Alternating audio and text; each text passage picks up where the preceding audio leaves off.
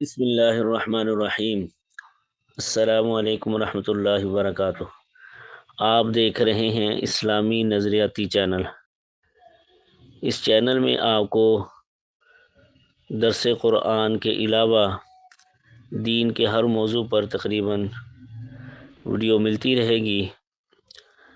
آج کی ہماری جو ویڈیو ہے وہ اس موضوع پر ہے کہ شعبان میں کون سا عمل ہمیں کرنا چاہیے۔ چنانچہ پکی بات ہے کہ نبی علیہ الصلوۃ والسلام کے عمل سے ہمیں پتہ چلے گا کہ اس مہینے میں ہمیں کثرت سے کون سا عمل کرنا ہے۔ چنانچہ ایک روایت میں آتا ہے، وہ روایت حضرت عائشہ رضی اللہ تعالی عنہا سے مروی ہے۔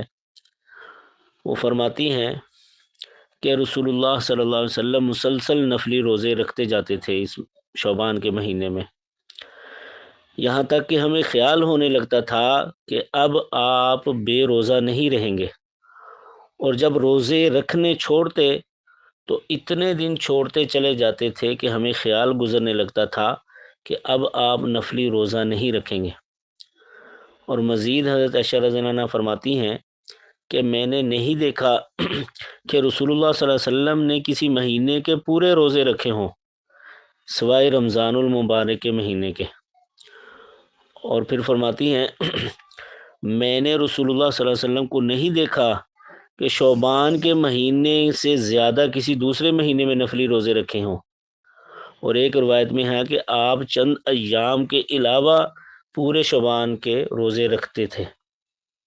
تو اس روایت سے ہمیں معلوم ہوتا ہے کہ شعبان کے مہینے میں جو کثرت سے عمل کرنے کی چیز ہے وہ نفلی روزے ہیں۔ نبی علیہ الصلوۃ والسلام شعبان کے مہینے میں سب سے زیادہ نفلی روزے رکھتے تھے۔ اس روایت سے ہمیں یہی بات معلوم ہوتی ہے۔ ہمیں چاہیے کہ ہم اس شعبان کے مہینے میں جو ہے نفلی روزوں کی کثرت کریں۔ اللہ تعالی ہمیں بھی اس روایت پر عمل کرنے کی توفیق عطا فرمائے۔